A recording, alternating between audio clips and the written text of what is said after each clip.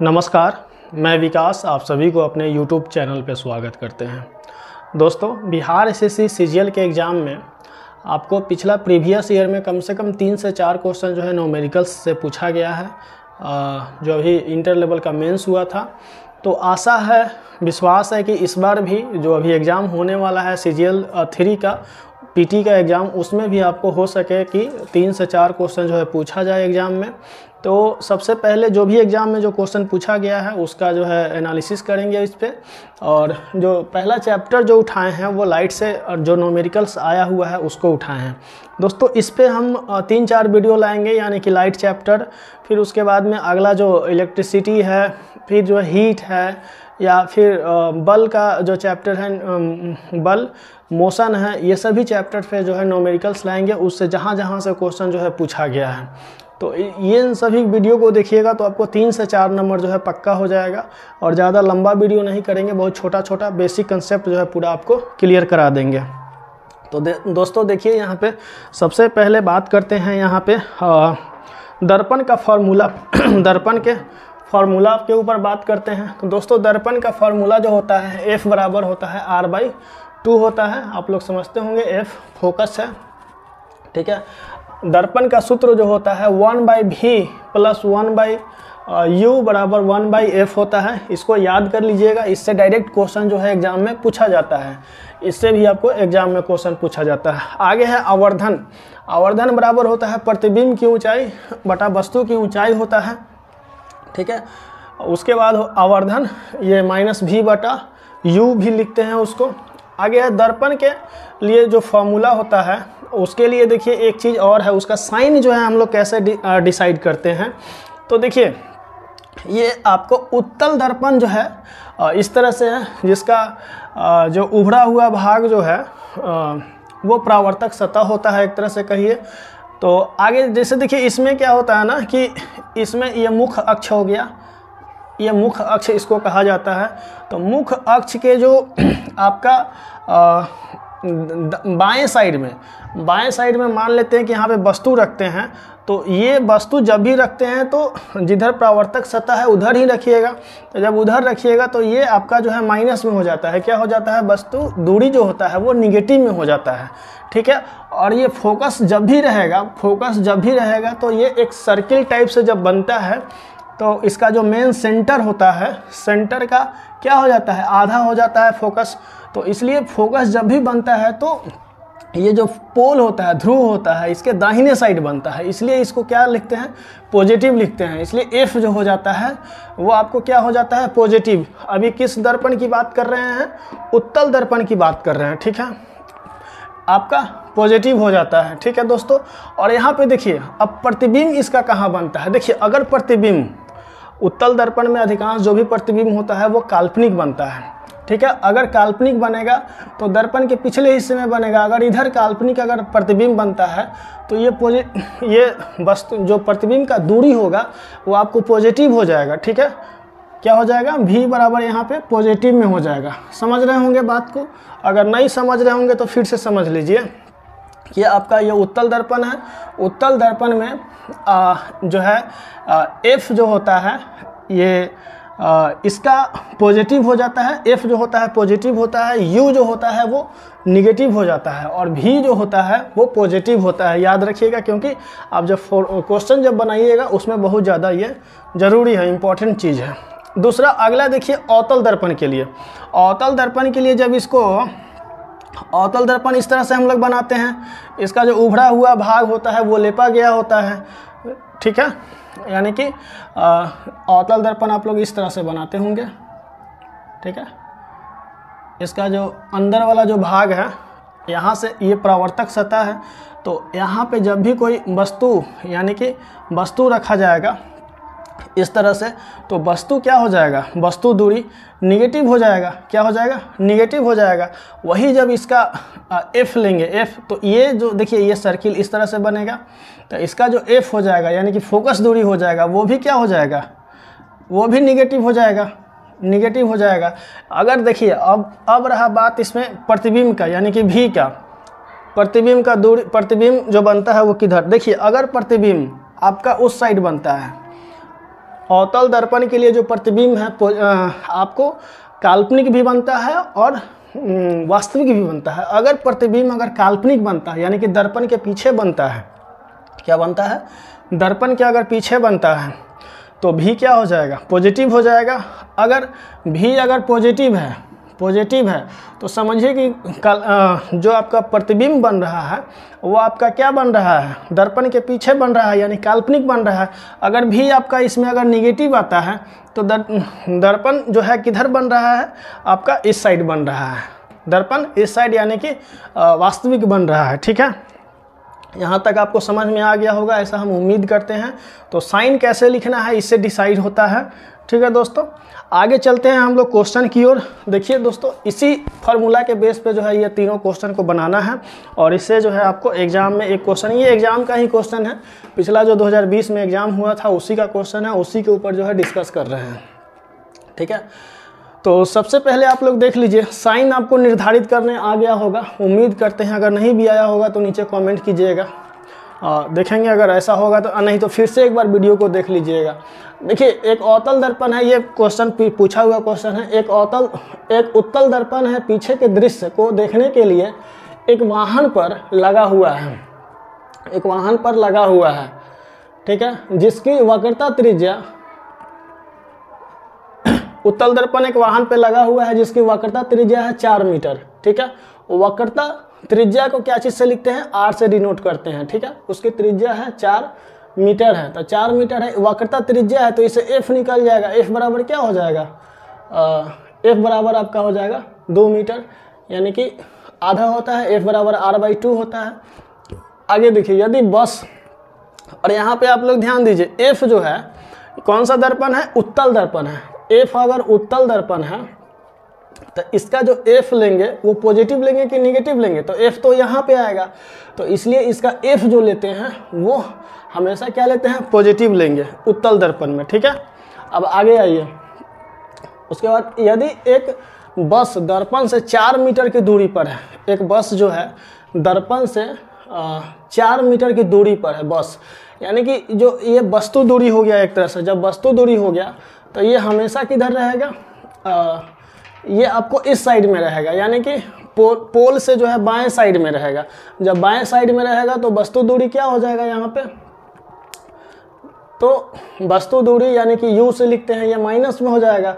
दर्पण से जो है 4 मीटर की दूरी पर है तो -4 मीटर लिखेंगे, मीटर की दूरी पर है।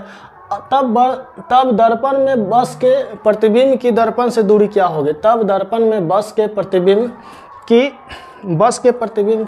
दर्पण से दूरी। अब यहाँ पे देखिए, अब प्रतिबिंब की दूरी जो है वो निकालना है, तो प्रतिबिंब की दूरी निकालने के लिए क्या करेंगे, फॉर्मूला क्या यूज करेंगे, 1/f बराबर 1/v प्लस 1/u, ये फार्मूला होता है जिसको यूज करेंगे।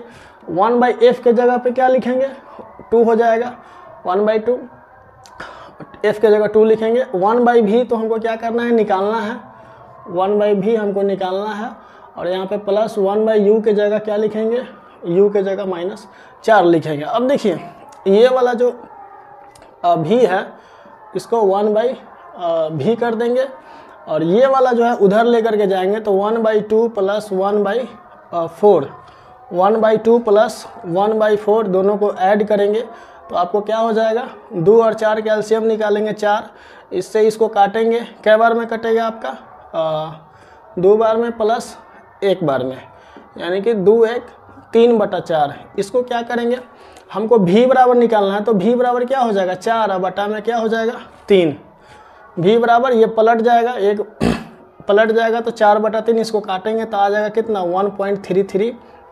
देखिए, तो ये सब क्या चीज़ में है, मीटर में है, तो ये भी आपका क्या आ जाएगा, मीटर में आ जाएगा।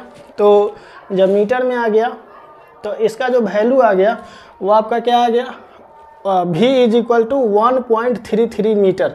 यानी कि अब आप लोग यहाँ पे ध्यान दीजिए कि ये जो प्रतिबिंब का जो दूरी आया है वो पॉजिटिव आया है, क्या आया है, पॉजिटिव आया है, यानी कि प्रतिबिंब कहाँ बनेगा, इस साइड में बनेगा। ठीक है, प्रतिबिंब इस साइड में बनेगा, तो यहाँ पे आपका प्रतिबिंब की दर्पण से दूरी क्या होगी, तो आपका हो जाएगा 1.33 मीटर। ये आपका आंसर आ गया। उम्मीद करते हैं कि आपको समझ में आया होगा। ठीक है, चलिए अगला क्वेश्चन देखते हैं। सॉल्यूशन देखिए, अगला क्वेश्चन है किसी गोलीय दर्पण के सामने 15 सेंटीमीटर की दूरी पर रखी हुई किसी वस्तु का प्रतिबिंब दर्पण के पीछे 60 सेंटीमीटर पर बनता है। ठीक है, दर्पण की फोकस दूरी क्या है, इसमें दर्पण की फोकस दूरी निकालना है। और दूसरा चीज़ इसमें कह रहा है कि किसी गोलीय दर्पण के सामने, इसमें ये नहीं हम लोगों को पता है कि दर्पण उत्तल है या दर्पण अवतल है, तो इसमें ये पूछ रहा है कि किसी गोलीय दर्पण के सामने, किस गोलीय दर्पण के सामने जो है 15 सेंटीमीटर की दूरी पर रखी हुई, दूरी जो है 15 सेंटीमीटर है। ठीक है, तो वस्तु का दूरी 15 सेंटीमीटर है, तो यू हमेशा या तो उत्तल दर्पण हो या अवतल दर्पण हो, हमेशा क्या रहा है, निगेटिव में रहता है। ठीक है, 15 सेंटीमीटर की दूरी पर रखी हुई किसी वस्तु का प्रतिबिंब दर्पण के पीछे बनता है, दर्पण के पीछे 60 सेंटीमीटर पर बनता है, दर्पण के पीछे बनता है प्रतिबिंब 60 सेंटीमीटर पर। तो ये जो हो जाएगा 60 सेंटीमीटर क्या हो जाएगा, प्लस में हो जाएगा, पॉजिटिव हो जाएगा। यदि दर्पण की वक्रता फोकस दूरी क्या है, दर्पण की फोकस दूरी निकालना है, तो और इसमें बताना है कि दर्पण कैसा है, मतलब अवतल है या उत्तल है, ये भी बताना है। तो सबसे पहले हम लोग इसमें क्या निकालेंगे दोस्त, सबसे पहले फॉर्मूला लगाएंगे यहाँ पे 1/v बराबर 1/v plus 1/u is equal to 1/f। तो यहाँ पे आपका हो जाएगा 1/v, यानी कि v के जगह 1/ क्या लिख देंगे 60, 1/u के जगह क्या लिखेंगे 1/-15। उसके बाद में देखिए 1/f, ये f हम लोग को निकालना है।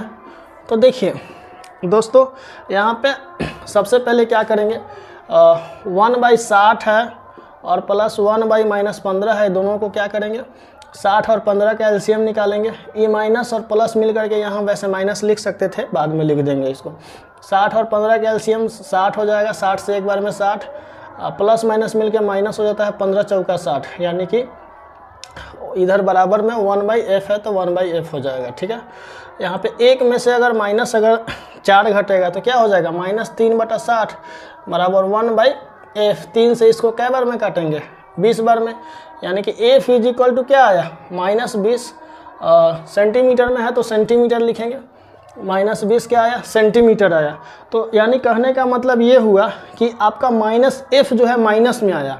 f अगर माइनस में आया तो अब देखिए यहाँ पे f, देखिए f अगर पॉजिटिव है तो आपका उत्तल दर्पण होगा, f अगर नेगेटिव है तो कौन सा दर्पण होगा, अवतल दर्पण होगा। तो यहाँ पे कौन सा दर्पण हो जाएगा, फोकस दूरी इसका -20 सेंटीमीटर आया, यानी कि 20 सेंटीमीटर आया। और यहाँ पे लिख सकते हैं कि दर्पण जो है, दर्पण आपका अवतल दर्पण होगा। कौन सा दर्पण होगा, अवतल दर्पण। इसको लिख सकते हैं कॉनकेव, ठीक है, मिरर। अगला एक क्वेश्चन और है दोस्त, कि एक क्वेश्चन इसमें और है कि आपको देखिए, एक अवतल दर्पण द्वारा बने वास्तविक प्रतिबिंब का आकार वस्तु के आकार का 4 गुना है। दोस्तों अगर इस टाइप का क्वेश्चन अगर आप इस वीडियो को अगर देख लीजिएगा पूरा अगर कंप्लीट देखते हैं तो आपका एक क्वेश्चन जो है हम उम्मीद करते हैं कि अगला एग्जाम में आपका जो है एकदम परफेक्ट सही होगा, क्लियर हो जाएगा, कहीं कोई आपको दिक्कत नहीं होगा। ठीक है, तो देख लीजिए, एक अवतल दर्पण द्वारा बने वास्तविक प्रतिबिंब का आकार वस्तु के आकार का 4 गुना है। ठीक है, अब यहाँ पे देखिए, अब आप लोग m बराबर हम लोग जो है क्या लिखे हैं -v/u लिखे हुए हैं फॉर्मूला। ठीक है, यहाँ पे कह रहा है कि एक अवतल दर्पण द्वारा बने वास्तविक प्रतिबिंब का आकार वस्तु के आकार का 4 गुना है। तो m बराबर यहाँ पे लिख सकते हैं, यहाँ पे 4 गुना है तो -4। माइनस में हम क्यों लिखें, माइनस में 4 क्यों लिखे, इसके लिए हम आपको बताते हैं। प्रतिबिंब क्या बन रहा है, वास्तविक बन रहा है। जब भी प्रतिबिंब वास्तविक बनता है तो उल्टा होता है। क्या होता है, जैसे उल्टा होता है, आप ग्राफ बनाते होंगे, जब बस प्रतिबिंब जब उल्टा बनता है तो इस तरह से बनता है। जब इस तरह से बनता है तो आप देखिए, ये वाला जो होता है वाई एक्सिस पे जो नीचे वाला जो पोर्शन है पॉइंट से, यानी कि पोल से या ओरिजिन से कहिए, वो क्या हो जाता है, निगेटिव हो जाता है। इसलिए यहाँ पे जो है निगेटिव लिखा जाता है। ठीक है, निगेटिव हो जाएगा। उसके बाद आगे आइए, m बराबर -4 हो गया। तो अब यहाँ पे आगे कह रहा है कि यदि दर्पण से वस्तु की दूरी 10 सेंटीमीटर हो, वस्तु की दूरी हमेशा क्या लिखना है, माइनस में लिखना है, 10 सेंटीमीटर की हो। अब आगे कह रहा है कि तो दर्पण से फोकस दूरी क्या होगी, हमको यहाँ पे f बराबर निकालना है। क्या निकालना है दोस्तों, f बराबर निकालना है। तो f बराबर इसमें निकालना है। तो सबसे पहले यहाँ पे देखिए f बराबर निकालने के लिए आपके पास क्या क्या चीज़ दिया हुआ है। फार्मूला अगर हम ये वाला लगाएंगे, f बराबर निकालने के लिए u होना चाहिए और v होना चाहिए। तो मेरे पास जो है क्या है, f निकालना है, केवल u दिया हुआ है और m का वैल्यू दिया हुआ है। तो m का वैल्यू दिया हुआ है, तो m बराबर जो दिया हुआ है आपका -4 दिया हुआ है, m बराबर होता है -v/u होता है। ठीक है, तो यहाँ पे हम लोग जो है इसको ऐसे लिख सकते हैं,